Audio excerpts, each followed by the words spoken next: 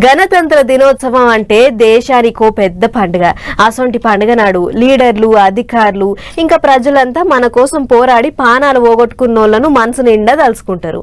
వాళ్ళ గురించి గొప్పగా పొగుడుతుంటారు. కానీ ఒక కలెక్టర్ సాబ్ మాత్రం ఏకంగా డ్యూయట్ పాటలకు స్టెప్పులు వేసిండు. చూడుర్రి ఏమైందో.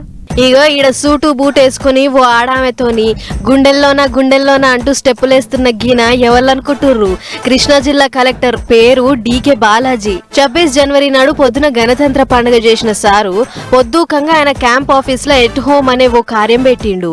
ఇక ఎట్లాగో పొద్దున జెండా ఎగరేసినాం, పొద్దుకంగానే ఏముంటది తీర్బాటంగా నిమ్మల పడదామని అనుకున్నాడో ఏం పాడో సౌండ్ బాక్సులు పెట్టించి ఓ మోతాదు డాన్స్ల పోటీ పెట్టినంత పని చేసిండు.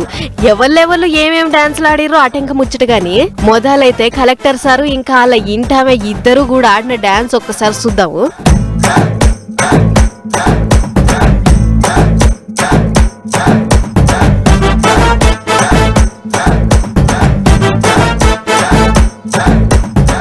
అబ్బో కలెక్టర్ సార్ల మంచి డాన్స్ మాస్టరే ఉన్నాడు.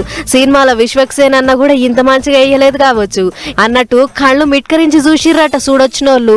అంతేకాదు ఇంకే పాటలకు డాన్స్లు ఆడిండో అది కూడా చూడుర్రా సారి.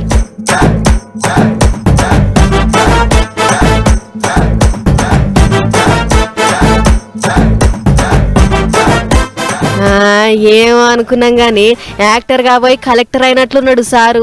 ఏం డాన్సులు అబ్బో ఏ పాట వచ్చినా కూడా పెయ్యాలకుండా డాన్స్ ఇరగదీసిండు అని చూసిన వాళ్ళంతా గుసగుస పెట్టిర్రు. ఇక ఇది చూసి కొందరు మస్తు గరవైతుర్రు.